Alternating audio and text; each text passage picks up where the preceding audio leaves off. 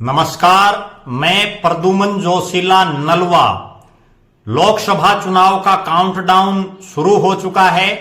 हिसार लोकसभा क्षेत्र से भारतीय जनता पार्टी की टिकट को चाहने वालों की संख्या लगातार बढ़ती जा रही है और हिसार के जो वर्तमान सांसद हैं बृजेंद्र सिंह, उनकी जगह कौन लेता है या बृजेंद्र सिंह खुद चुनाव लड़ते हैं ये तो समय बताएगा।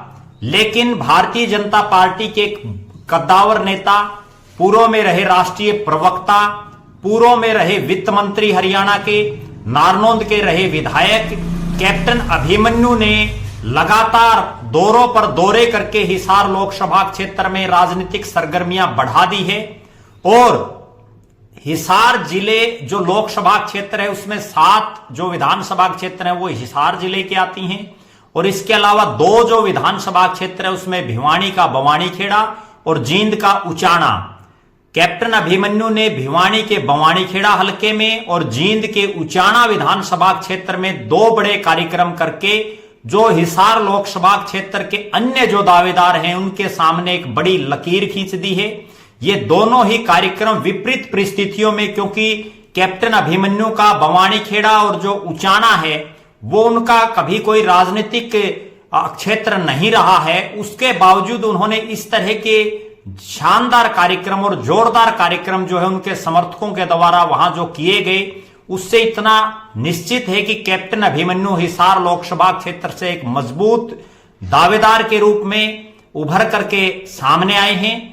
कैप्टन अभिमन्यु ने इससे पहले भी खांडाखेड़ी गांव में अपने पिताजी और बहुत बड़े आर्य समाजी जो रहे, विद्वान रहे, चौधरी मित्रसेन आर्य, उनकी स्मृति में एक बहुत बड़ा कार्यक्रम का आयोजन किया था जिसमें आरएसएस के जो प्रमुख हैं मोहन भागवत और स्वामी बाबा रामदेव जी उस कार्यक्रम में आए थे।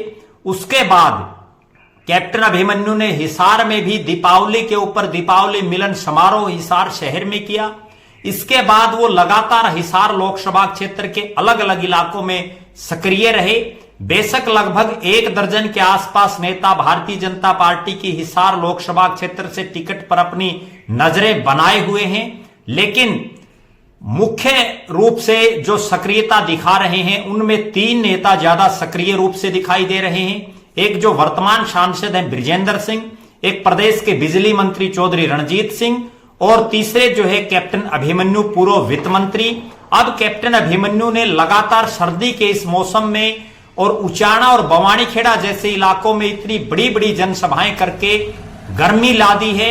अभी उनकी आगे जो नजरें हैं, जो सूत्र बता रहे हैं, वो नजरें आदमपुर और नलवा विधानसभा क्षेत्र में भी वो बड़े कार्यक्रम करने का मन बना चुके हैं। और चर्चा ये भी है कि इससे पहले जब उनका जन्मदिन था तो उन्होंने खेदड़ जो उकलाना विधानसभा में पड़ता है वहां भी बड़ा कार्यक्रम किया। अब जो है वो लगातार जो चर्चाएं चल रही हैं कि पूरे हिसार लोकसभा के 9 के 9 विधानसभा क्षेत्रों में बड़े बड़े जो है झल से जुलूस करेंगे, जिससे वो एक ऐसा माहौल बनाना चाह रहे हैं कि हिसार लोकसभा क्षेत्र में कैप्टन अभिमन्यु एक मजबूत दावेदार ना केवल हो बल्कि जिताऊ प्रत्याशी के रूप में उभर करके सामने आए।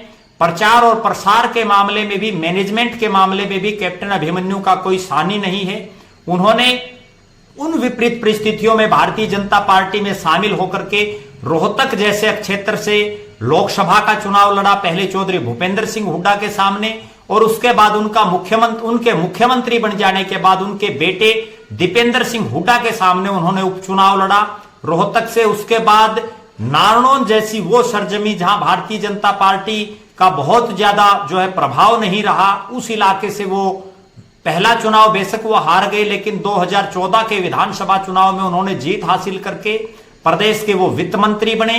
हालांकि पिछले चुनाव में वो फिर से मात खा गए थे, लेकिन इस बार उनकी नजरें बड़ी सीट पर हैं। इस बार वो देश की संसद में जाना चाहते हैं और इसके लिए उन्होंने बाकायदा कमर कस ली है।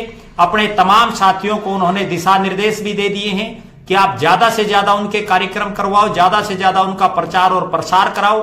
अब देखना यह है कि कैप्टन अभिमन्यु जिस गति से लगे हुए हैं वो अप्रैल में संभावित जो चुनाव है उसमें भारतीय जनता पार्टी के कमल के चुनाव चिन्ह वाली टिकट लेने में कामयाब हो पाते हैं या नहीं, उस पर हम लगातार नजर बनाए रखेंगे। हमारी तरफ से कैप्टन अभिमन्यु जी के उज्जवल भविष्य और उनके स्वस्थ जीवन की हम कामना करते हैं। आप हमारे साथ बने रहें।